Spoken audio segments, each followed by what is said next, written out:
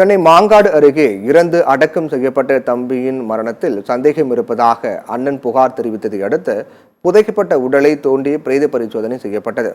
சென்னை அருகே போரூரை அடுத்த மதனபுரத்தைச் சேர்ந்தவர் ராம்ராஜ். இவர் கடந்த சில ஆண்டுகளுக்கு முன்பு சங்கீதா என்ற பெண்ணை காதலித்து திருமணம் செய்து கொண்ட நிலையில் 1.5 வயதில் மகன் உள்ளார். இந்நிலையில் கடந்த 19ஆம் தேதி காலையின் வீட்டின் படுக்கை அறையில் ராம்ராஜ் இறந்து கிடப்பதாக அவரது மனைவி உறவினர்களிடம் தெரிவித்துள்ளார்.